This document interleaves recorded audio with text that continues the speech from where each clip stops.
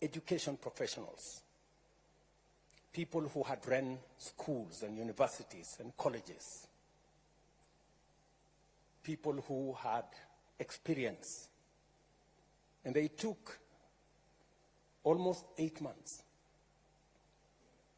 And I tasked them with sorting out the issues in our education sector. These great professionals, and I have every reason to believe they did a good job.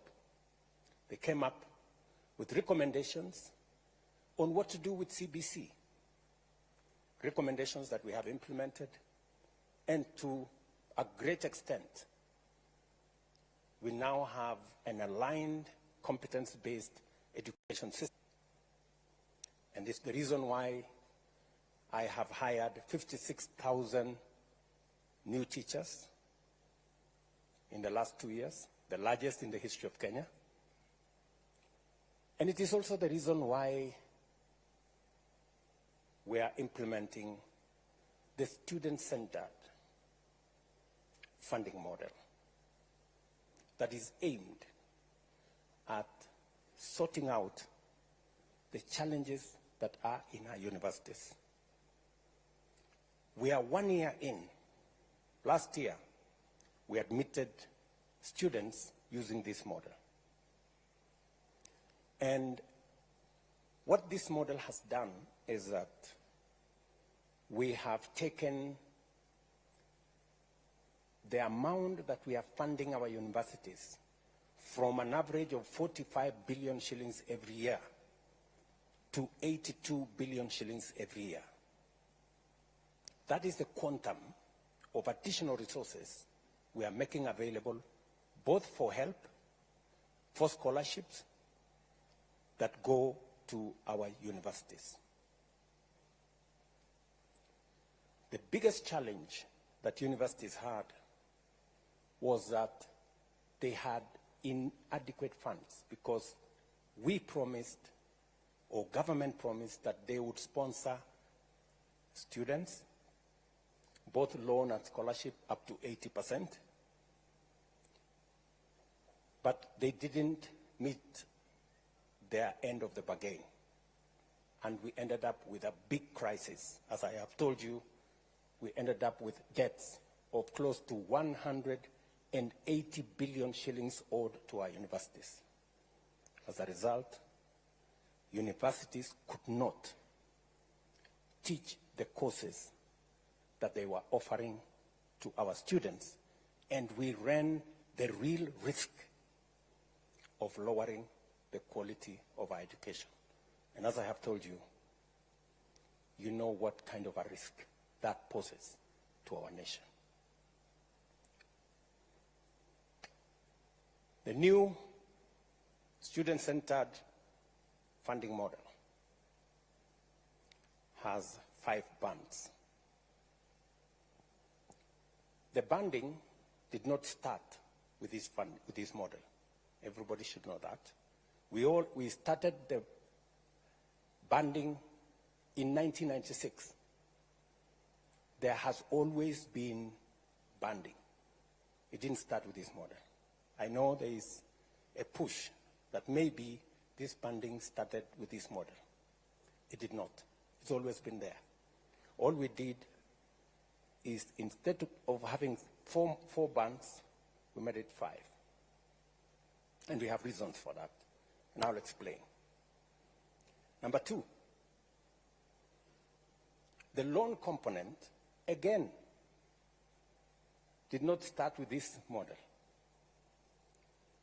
I went to university in 1987 as a fresher. And I had a loan, just like you do. I paid my loan. My loan was 55,000. There was an interest of 2%. The statistics are there with the Higher Education Loans Board. I paid my loan facility with an interest, so I paid 69,000. In fact, I paid my loan when I got my first salaried job as a member of parliament.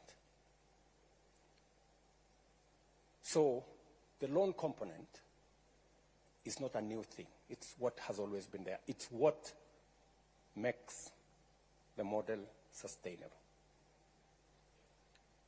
What we have done is, and I want to put this in context,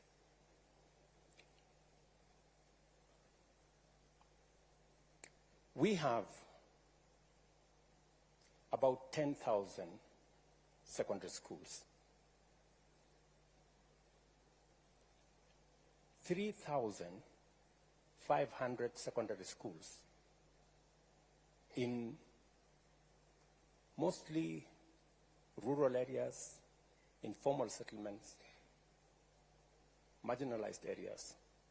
3,500, they don't send a single child to university. Whole communities, whole villages don't have a single child they send to university. It is the reason that I decided to hire 55,000 teachers to send to these schools. It is the reason why this year we're going to build 1,800 laboratories in those schools, because those schools, many of them don't have a single laboratory.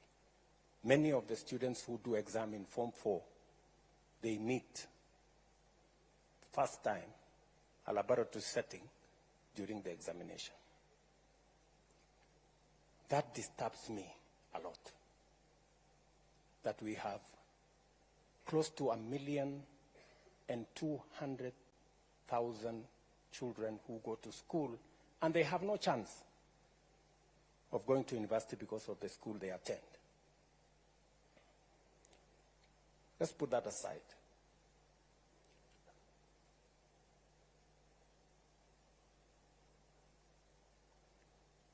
In the new funding model, about 12% of the students are in Band 1. Band 1 are straight children who are orphans. All of them, without exception, go to Band 1. Children who are associated with disability, all of them go to Band 1. Children whose parents are on cash transfer because they are classified as vulnerable, all of them go to Band 1. And students whose parents earn below 6,000 shillings a month. All those students go to Band 1. And this Band 1, we changed it slightly.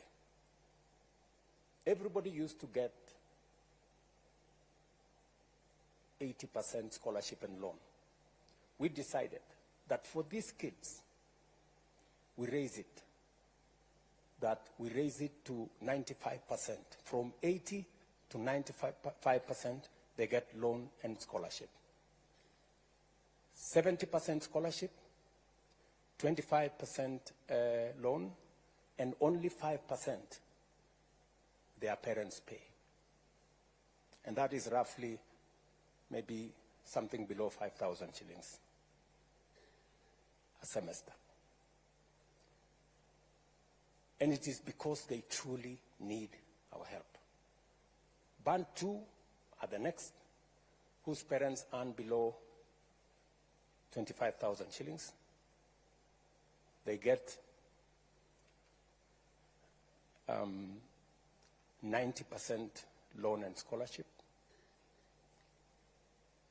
80% loan, 80% scholarship, 70%, 80% scholarship, sorry, and 10% loan, and the household pays 10%. Number 3, they get 80% scholarship, 10% they pay loan, and 10% household they pay. These are the three most important because they affect the vulnerable. The others, band 4 and band 5. These are the people whose parents earn up to 70,000 are in band 4, and in band 5, the people whose parents earn beyond 70,000. So,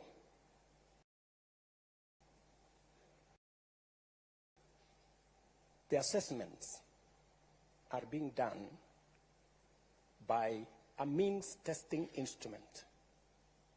They are not an arbitrary figure. A means testing instrument that has been in operation since 1996. I don't know whether the people from Higher Education Loans Board are here. When did the means testing instrument come into? Is it 91 or 96? 1996. That means testing instrument has been there since 1986. And it has parameters from a multi-agency approach. We have parameters from Kenya Revenue Authority. We have parameters from Kenya National Bureau of Statistics. We have parameters from NIMS, which is the education portal for registration of persons. We have statistics from our ecosystem that serves the registration of the vulnerable in the Ministry of Labor, and many other variables that are put together.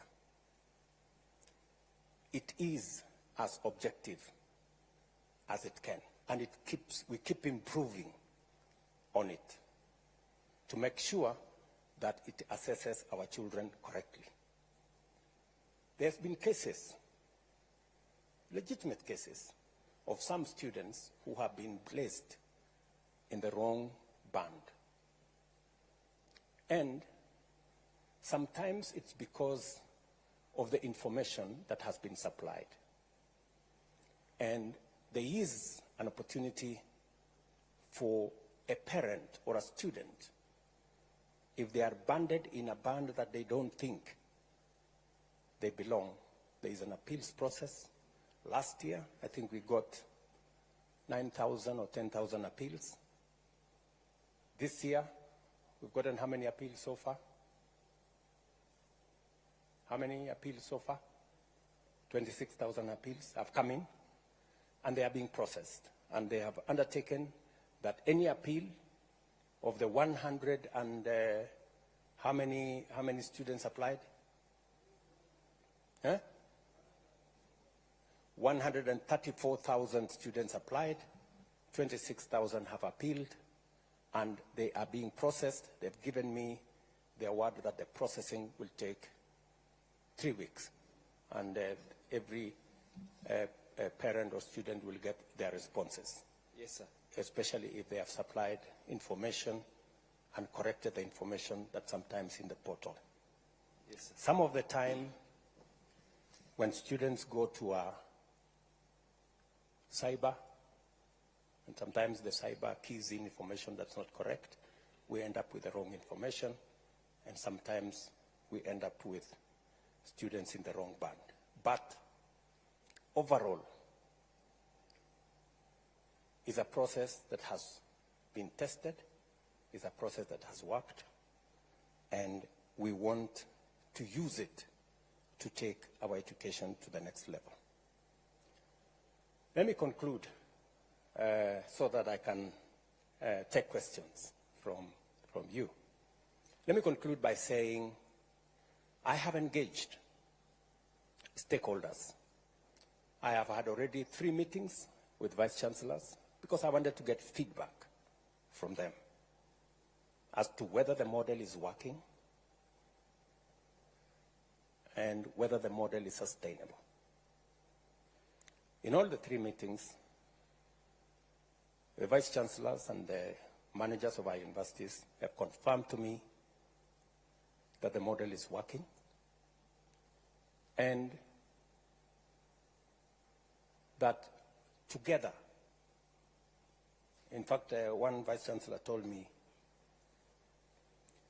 when he told the people in his ecosystem the model is working, he was told, yeah, it's working for the university because you can now afford to pay your suppliers and salaries, but it's not working for the student and the parent.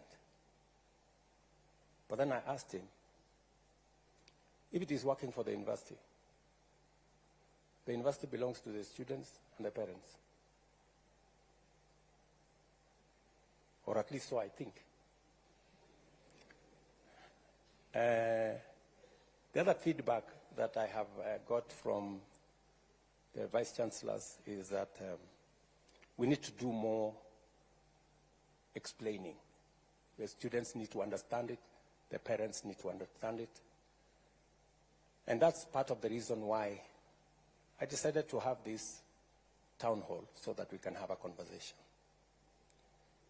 I've also engaged students in different fora. They've told me their concerns.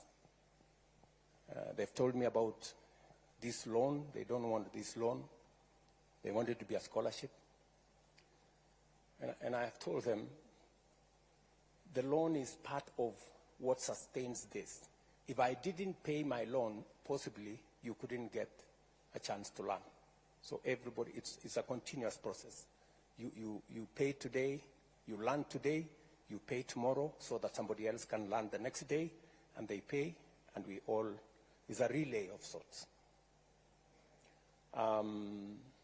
They have raised issues about some of the students that are being put in the wrong bands, and I have explained to them that these are issues that we can correct. So, ladies and gentlemen, welcome to this town hall. I know I've taken a bit long. Welcome to this town hall. I'll field questions. Please be as candid, as open as possible, and there are no consequences for asking any question. So,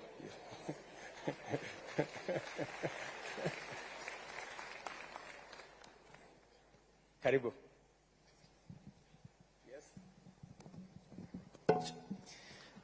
Thank you very much, Your Excellency. And standing on the already established protocol, Your Excellency, my name is Evans Moshanga.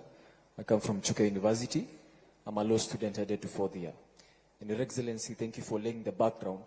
And Your Excellency, we have seen the principles that you're coming from. But Your Excellency, in the 5,300 students that Chuka University has called so far, there is a concern of loans and interest.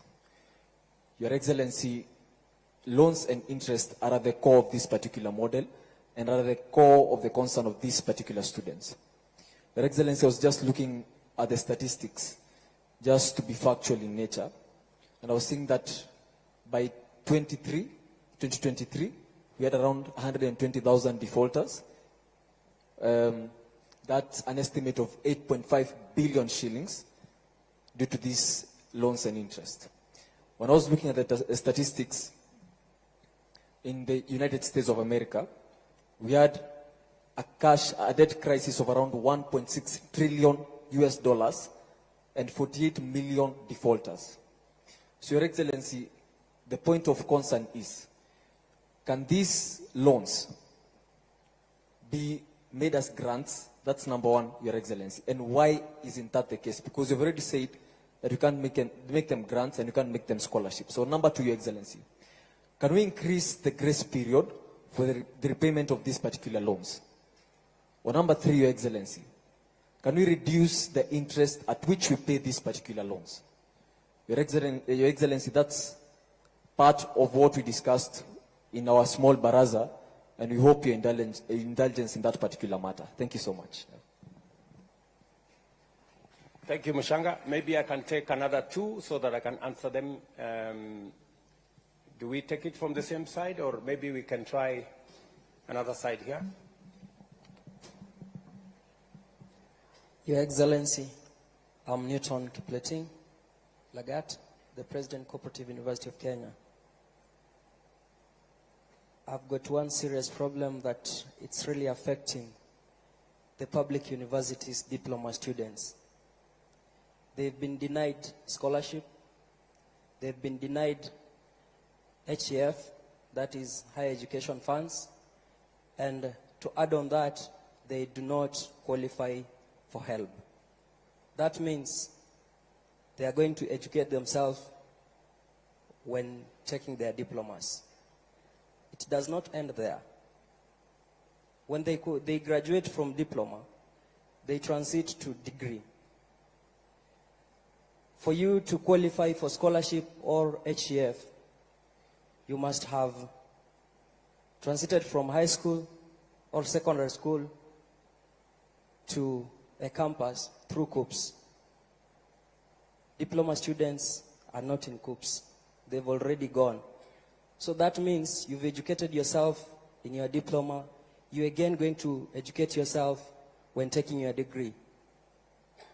The new funding model has not addressed that. Thank you.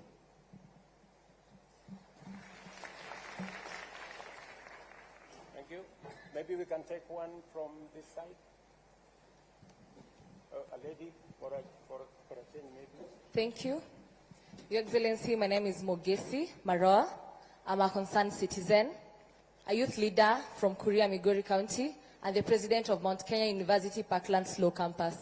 Your Excellency, you've said time and again that this new funding model is student-based. Well, my question is, why is it that students from private universities are only given loans as opposed to scholarships, just like it is in public universities, yet these students are all from taxpayers of this country? Thank you. Final one from here. Thank you so much, His Excellency. My name is Bonaya Rova from Kenyatta University, a sixth-year architect student, anticipating graduation in December. At the preamble of your speech, you began by denoting that education is an equalizer.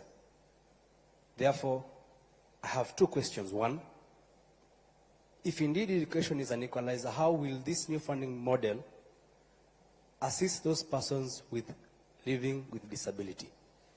Because you do believe disability is not inability. My second question goes to, I'm from Tana River County, so we are believed to be those that come from marginalized areas of this country. So, you've spoken about cybers.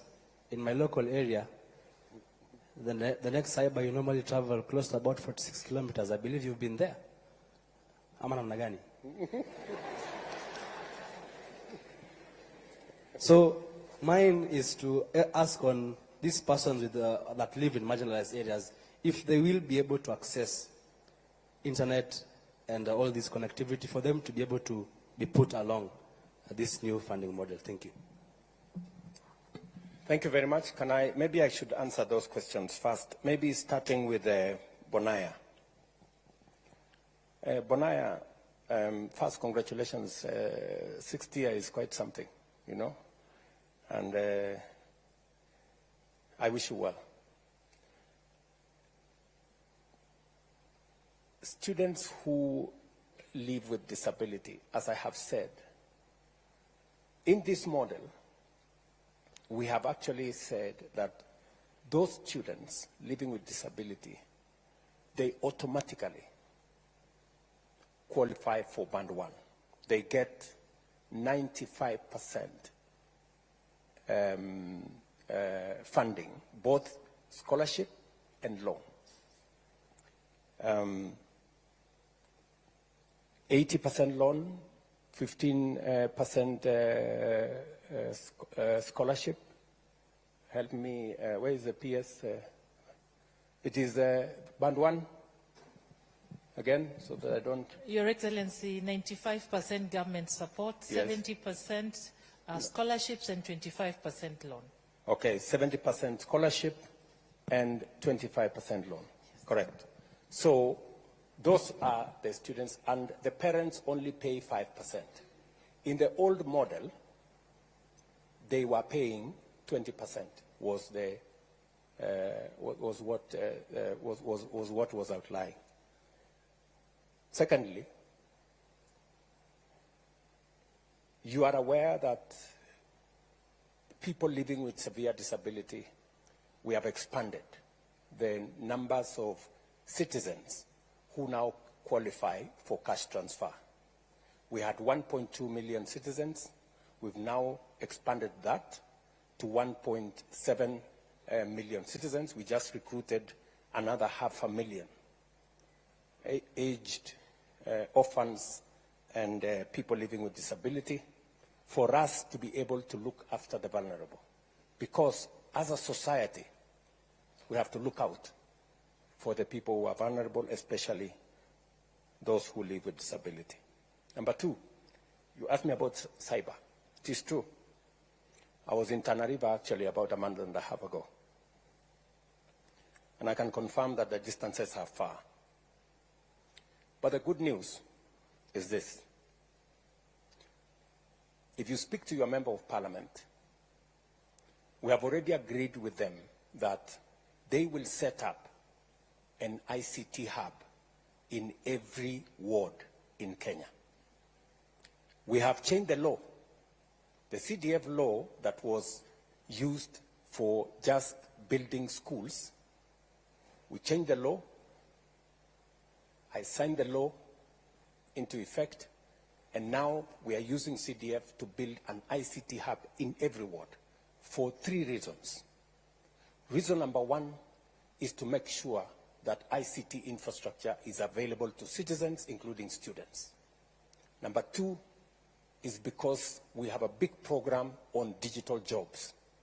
And number 3, we want to encourage digital commerce, and we want government services to be available on that digital space, and therefore citizens don't have to come to Nairobi or to go to other areas. They can access government services from those ICT hubs. So we have a plan around the ICT hubs.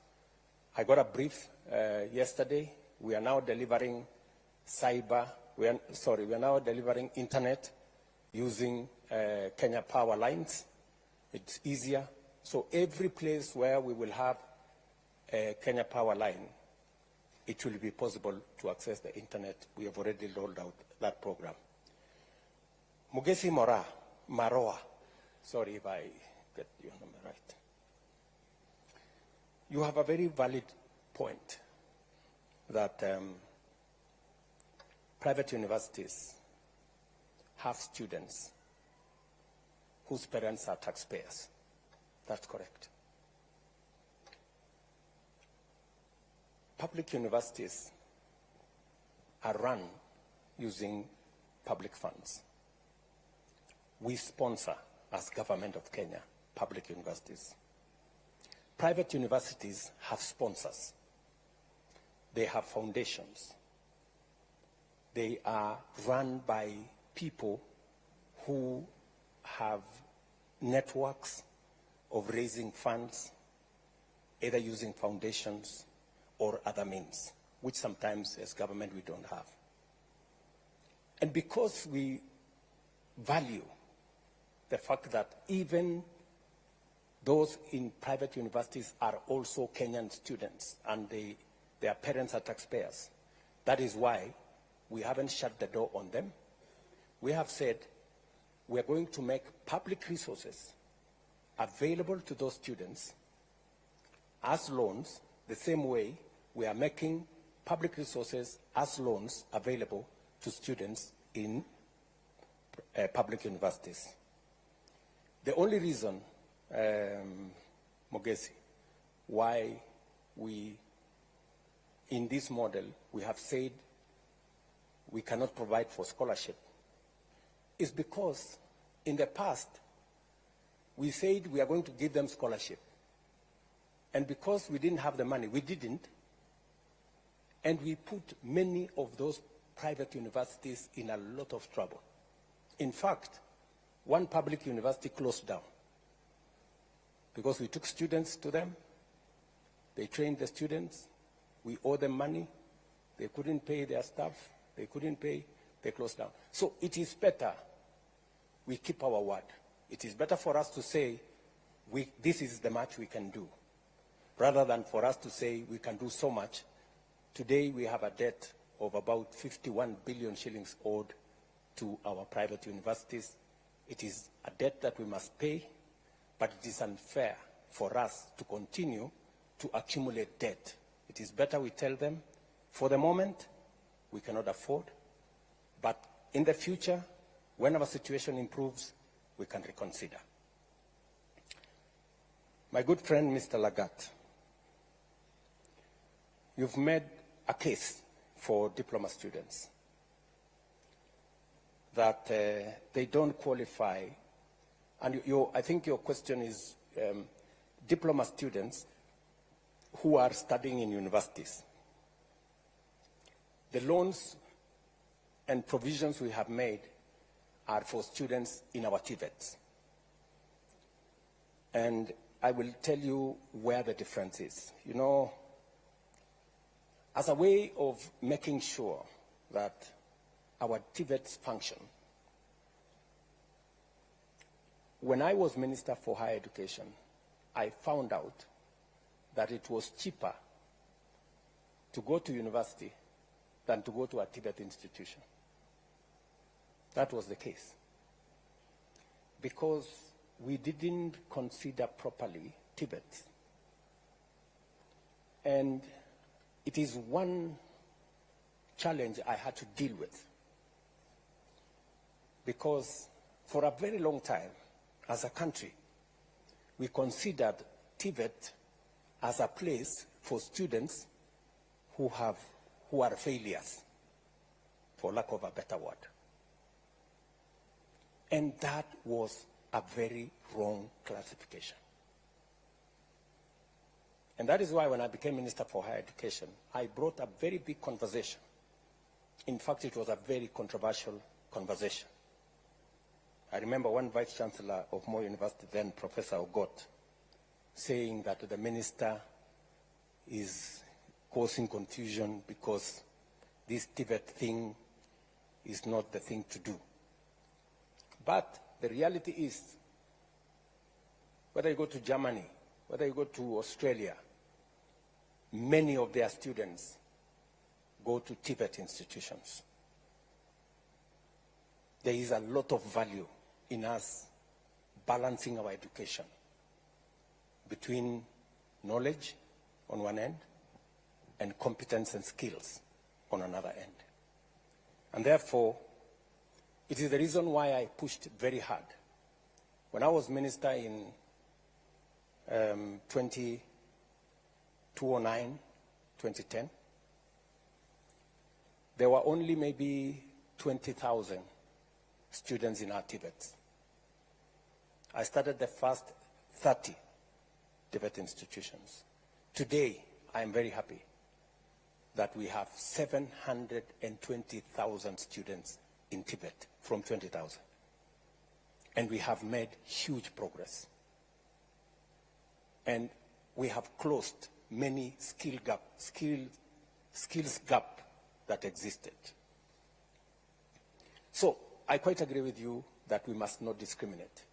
It is the reason why in this funding model, we have enhanced scholarship and loans for our TVET students, and also we have maintained their upkeep, just the same way we are doing for our universities. As for your case,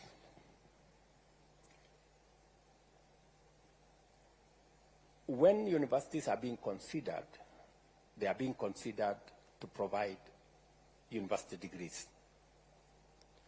We were trying to discourage universities from also doubling up and doing diploma courses, because there are many institutions now. We have close to 250 TVET institutions that can offer diploma courses. But the saving grace is that if you are a diploma student and you join a university after your diploma, you join as a second year, I think, you qualify for Higher Education Loans Board from there.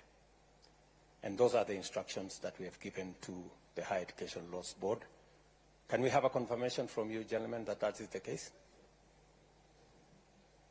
I want you to answer that, gentleman. That is the case, Your Excellency. They are funded like any other student. When they join university for degrees.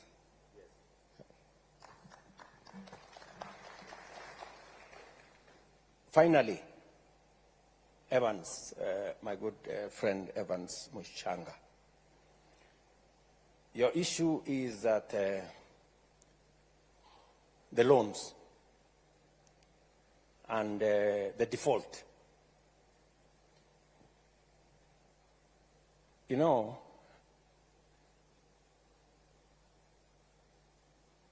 the loan issue is not, as I told you earlier, is not a new phenomenon. All of us, I can tell you, any student who has gone through university, unless their parents paid the full fee, they have a loan. And I don't think there is any crime in having a loan. And I don't think there is any crime if you have a loan and you genuinely don't have the money to pay for it. I am agreeable that we must look into the subject of a grace period, especially to consider that no student should be asked to pay until they have a job. I am agreeable to that. Because you can't ask a person who is tamarking to pay. Because, I mean, you'd just be asking the impossible. I didn't pay myself until I got a job. Nobody followed me. Maybe these people are a lot more aggressive nowadays. So I think the position should be, until we are sure of an income, and we have many ways of finding out an income, whether they are doing a good business, we can collect a lot of information from KRA and all the other agencies, Kenya National Bureau of Statistics. And I will encourage those of us who took a loan from the university, if you can afford to pay, please, let us pay. It's the honorable thing to do so that the next bunch of kids can also access university education. On the interest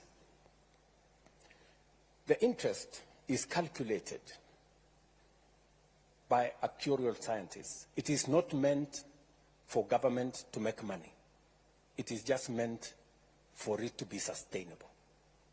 That by the time you're paying, if you had been given 5 shillings, it is still 5 shillings that you pay. I don't know whether that is the correct position. Again, Higher Education Loans Board, you are the people who calculate the interest. Can we lower the interest, or you want us to take it up? Your Excellency, we did a study in 2015 called the NFAC study. And that study showed that for any 100 bob we are letting out, we are recovering 48 shillings only. Now, if that continues, in about 30 years, that fund will not be there. So, although we are charging 4%, and you know the inflation is about 8%, so we are losing the money on a daily basis. So, the consideration to increase may be considered maybe after this cohort of new funding model complete their course in the next 5 years, maybe. I don't think that's very good news. So I think we keep the interest the way it is. He wanted a lower interest. He didn't want a higher interest. You are talking about. So I think the interest at the moment is not sustainable, but let's keep it there as we figure out what to do next. I will take another bunch of questions. Where do we start this way?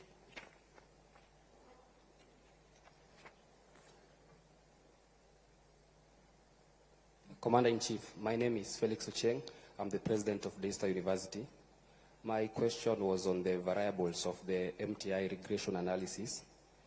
Like the independent variables, like the primary school one went, the high school one went, may not really reflect their level of need. Some of us happen to be beneficiaries of well-wishers right from preschool. Now when we want to gauge our poverty index by the primary school and the high school we went, it might not really reflect our level of need. And as though there are appeals, they are not always successful, and this is to the detriment of our constituents.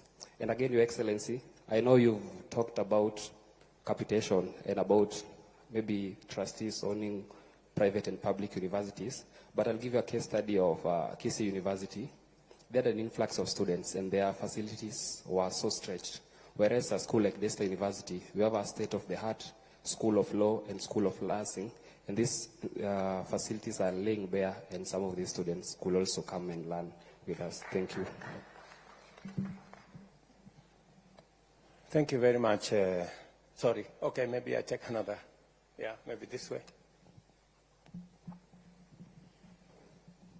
Thank you very much, His Excellency. I'm Ongaro Richard from Jaramogi Oginga Odinga University. I have but a question. In the first case, I want to ask the people from the Health Board. There are 40 years per now, but when we joined, we applied for these loans.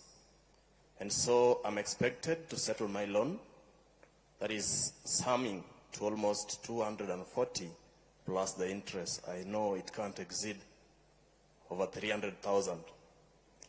But today, with the new funding model, how much are these students expected to pay at the end of their fourth year? Another question.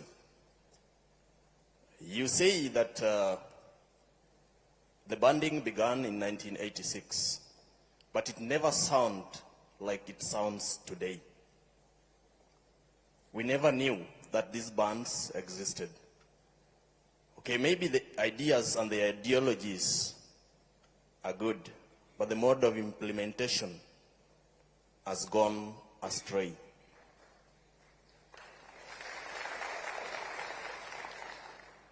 Why could you do this so that these students doesn't know or get to know where they're placed? Because as they join, they must ask, which band am I placed?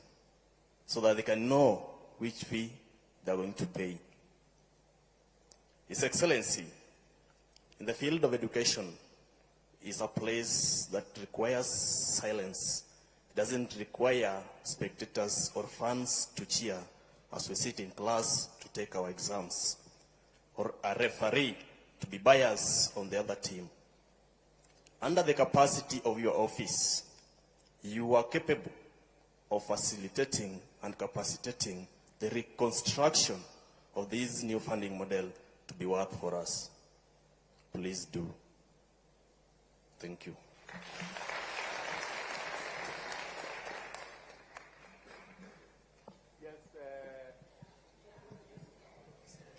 Thank you for this chance. Okay, they are saying too much behind. Maybe after you will come forward here. But with respect to hierarchy, my name is Balindiway Media from JKUAT. I'm also a law student. My question is on late disbursement of funds to students. As it stands in the previous, there are previous instances where late disbursement of loans to students was a common occurrence. And I happen to be to sit in a chair, to chair in a bursary committee in my university, and it's really disheartening to see students unable to do the exams because school fees has not been fully catered for by the time the exams begin.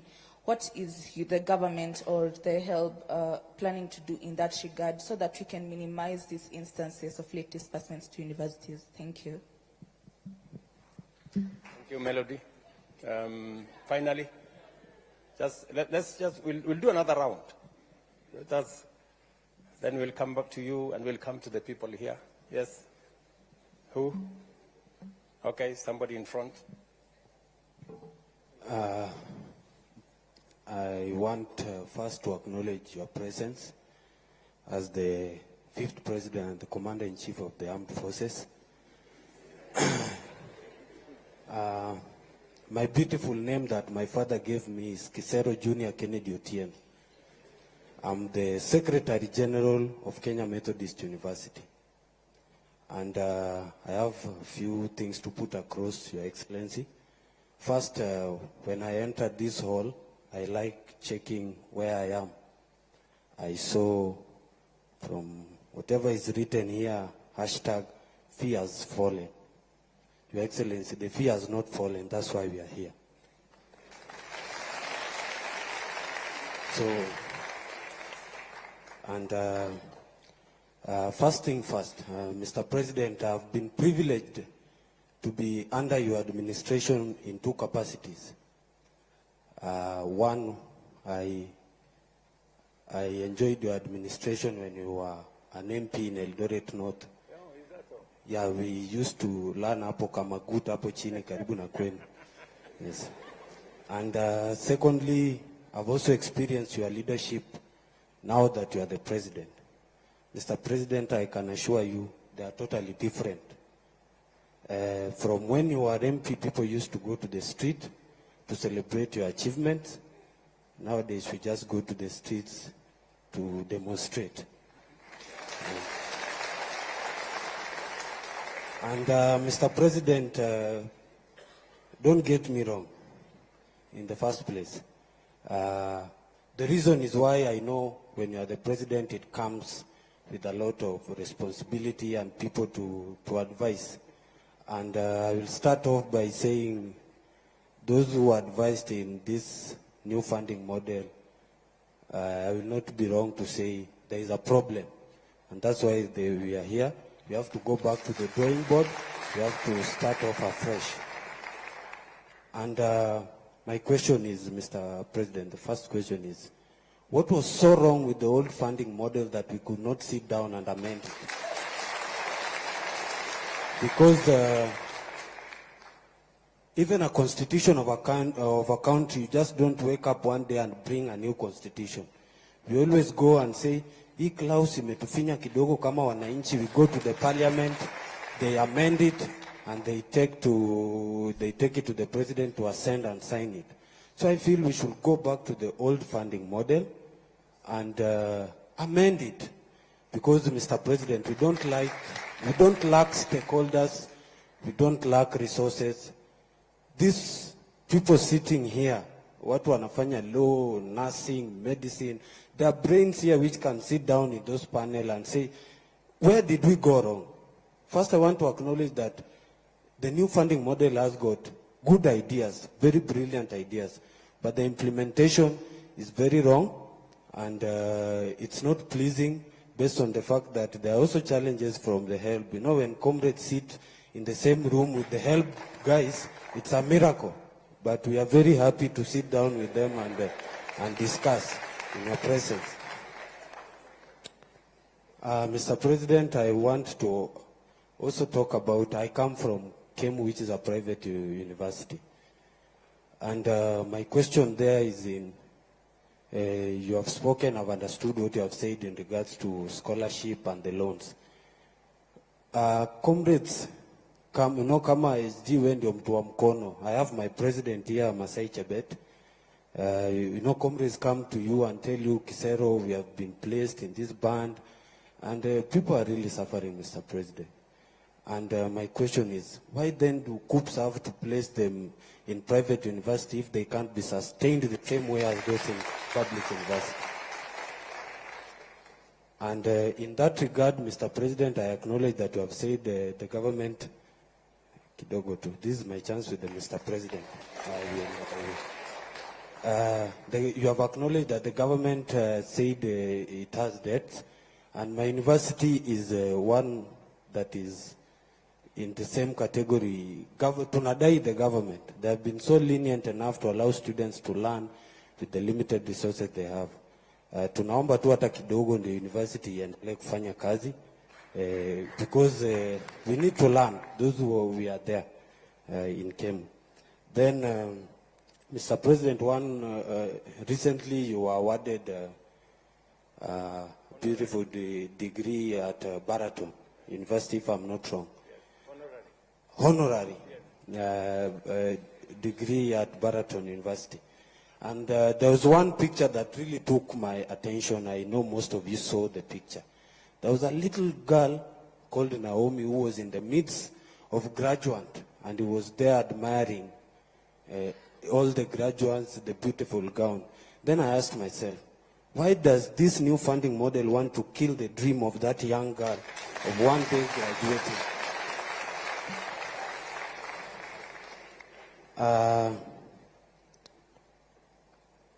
I want to say this, Mr. President. As the commander, I first started by saying I acknowledge your president as your presence as the 5th president and the commander-in-chief of our defense forces. And one of your roles in that regard is to act. Please act, Mr. President. We beg you. Please act. Then lastly, namalizia kabisa. Lastly, Mr. President, we don't have to go to the street when we can resolve this thing here today. Ama namna gani wangwana? Yes. Because we also don't like going to the streets when we can solve things at the table. We are ready to be part of the discussion. We are ready to listen. We are ready to work and ensure that we change this. But the bottom line remains, let's go to the old funding model, amend it to what you wanted to achieve with the new funding model. Thank you so much. God bless you.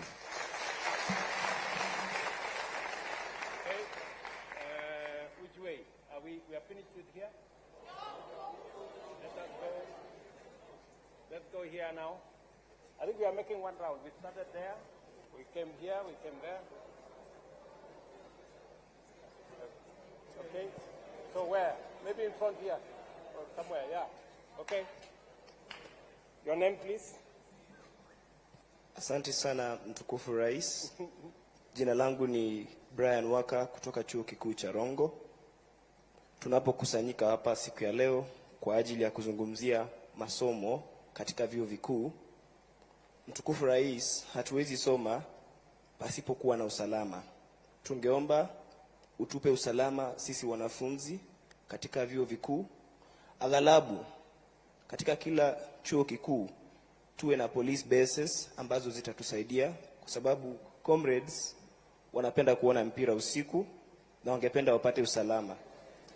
Jambo la pili, bwana rais, jambo la pili nitazungumzia uongozi wa wanafunzi katika vyuo vikuu. We need a student body, an active student body that will fight for our priorities and our grievances in that commission, or rather that committee that you set for academic, or rather to do investigations on how we are going to better our learning programs and institutions. Therefore, Mr. President, tuko hapa viongozi kutoka vyuo vikuu mbalimbali hapa nchini Kenya. Na hivi karibuni tutazindua chama chetu, na tungependa bwana rais katika baraza lako uweze kutupa fursa ya kuweza kuwa na mwakilishi wetu ambaye ataweza kuleta mambo ambayo yanatusumbua kule kwenye ground. Mimi napenda sana naibu wako, huwa anatuambia kwamba yeye anasikiza ground akikuambia. Kwa hivyo we need also someone in that committee that will help us bring our ideas on the table. Thank you so much, Bwana Rais. Asante. Thank you very much. I think those are 4. Let me answer those ones again, and then we will come back to another round of questions. Felix Ochieng, I think right here. You said that correctly that some of the criteria used in this whole assessment of the funding model is what primary school you attended, what secondary school you attended, and that kind of classification. Let me tell you, Felix, that it's important because I will tell you that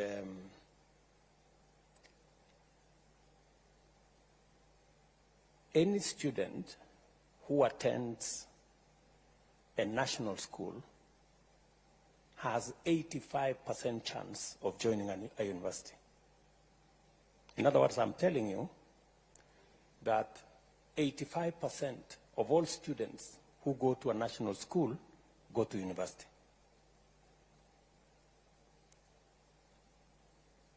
Only 10% of students who go to a day school have a chance to go to university.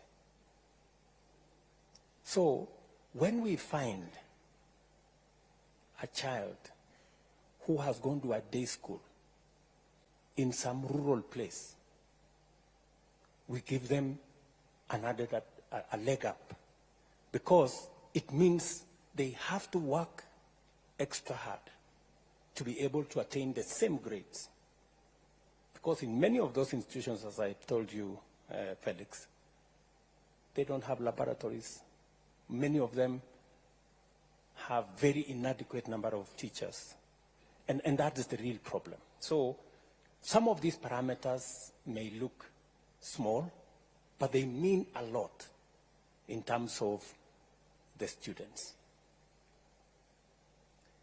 Let me also tell you that, and this is something that really, you know, I know, I don't know how to put it, but only 10% of the children of the poor make it to university. It is very serious. It is something that depresses me. Yeah? Because number one, they cannot afford to go to a national school. They cannot afford to go to a private school. Many of them hardly, you know, they end up in a day school somewhere at home. So this is one hell of a conversation we must have. We cannot continue as a nation to have an education system that shuts out millions of the children of the poor. I don't know how to put it. It's as blunt as that. If you look at the curve of students in our universities, the children of the poor are absent. They are the ones in those 3,500 secondary schools that don't have teachers, they don't have laboratories, they are day schools, they are in those areas. It is the reason why I have asked the Ministry of Education. I am putting 3 billion shillings in Nairobi to build 5,000 classrooms, because Nairobi slums are the worst. Those are the children of the poor. They never go to school, and they are in the city here. P.S., you know that. I have discussed this with the governor of Nairobi. I have discussed this with the MPs of Nairobi, and so many other areas. We need a lot of affirmative action. So, Ochieng, to your point, it is because of that realization that some of the parameters we are using, you know, a child that has gone to a bridge school in Kibra or some school in Lokichogio, you know, it is something for us to consider when we are looking at how to place them. So we will continue to improve on the model. We are not saying the model is perfect, but I think to a great extent it is towards 95% in the right direction, and we will keep improving on it. Mongaro Richard,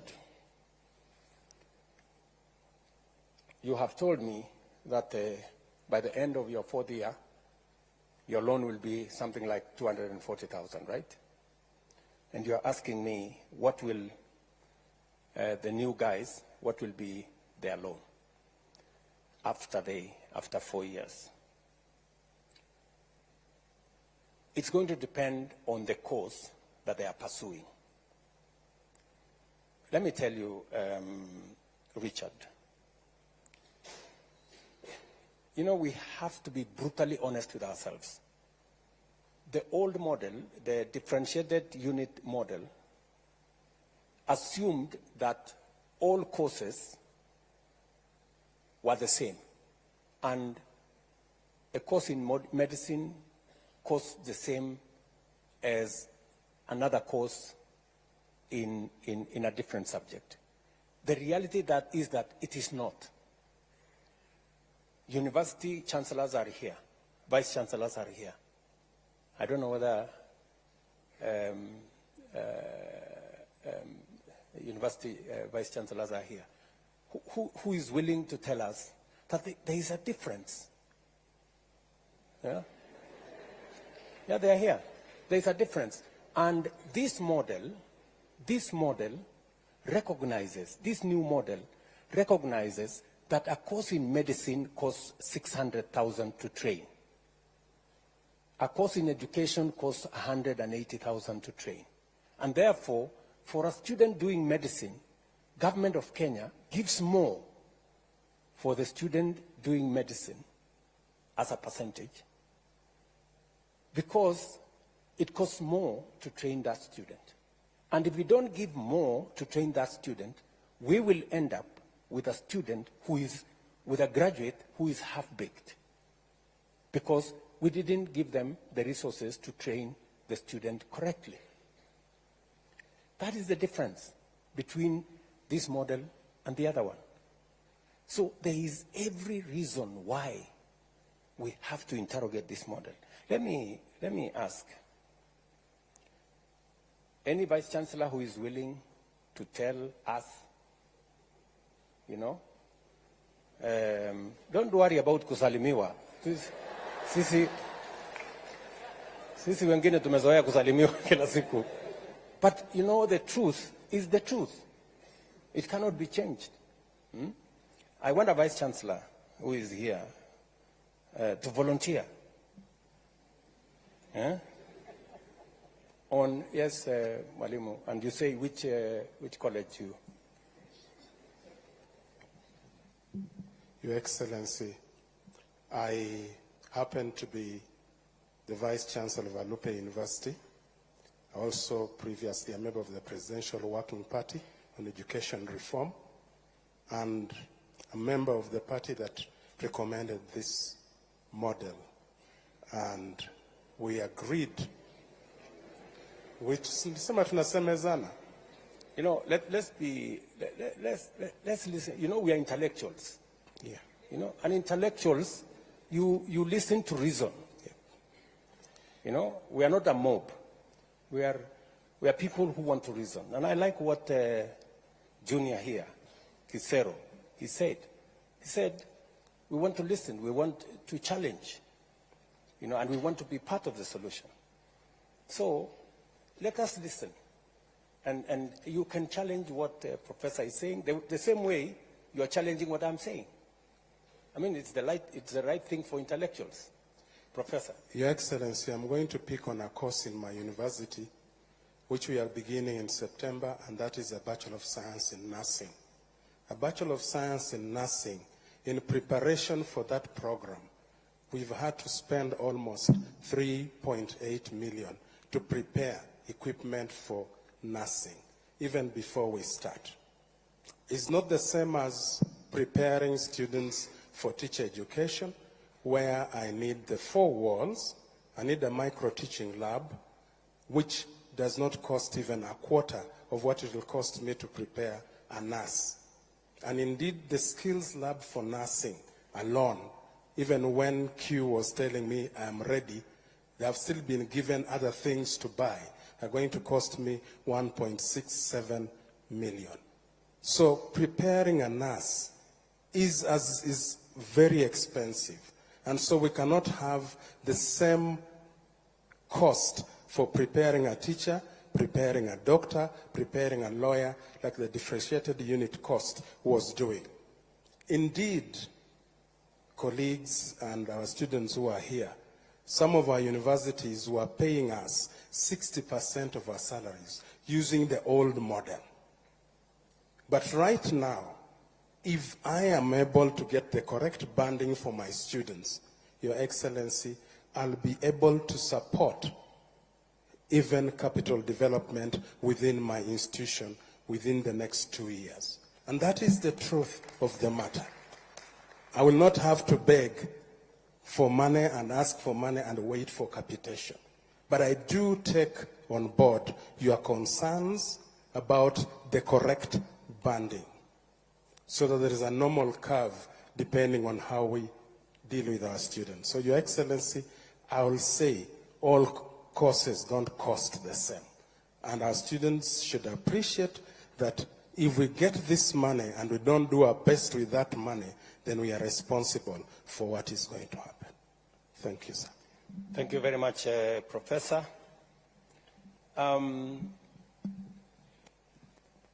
Richard also said maybe there is a problem with the mode of implementation. Maybe there are good ideas, but there is a problem with the mode of implementation. Richard, let me take you back a bit, if you allow me. I have had occasion to sort out 2 other problems like this one in our education sector. When I became Minister for Higher Education, for 19 years, students had to wait for 2 years before you can join university. And nobody wanted to sort it out because it was difficult. Every minister dodged, danced around it, because people don't want to solve problems. It is easy to color problems. Oh, we have a big problem. Talk about the problem. Explain the problem. So, but it's difficult. It's okay for people to talk about the problems. I see many people. There's this problem.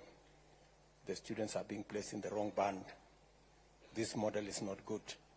But I have tremendous respect for the people who have ideas on how to solve the problem, on how to come up with solutions. Yeah? So, I sorted out the problem of university students having to wait for 2 years. It was difficult. I was called names. People said I was going to destroy the education system. But we were incurring huge losses. A student finishing Form 4 and waiting for 2 years, many of them, by the time they were going to university, many of them had dropped out. Others had gone to pursue other things. Some of the girls had gotten pregnant, and it was just chaos. So I took it upon myself and drove a program that eventually, in 1.5 years, we sorted out the problem. Number 2, we had a big issue, a big conversation, as I told you earlier, about education and the absence of technical education in our system. I took it upon myself, and I am very proud today that from 30,000 students in our TVET, we today have 700,000 students, and we don't have a skills gap that existed before. Again, it took a lot of courage. This too is one such challenge. I'm asking you guys, let us solve it together, the way Junior here said. And we can do it together. We can do it. So,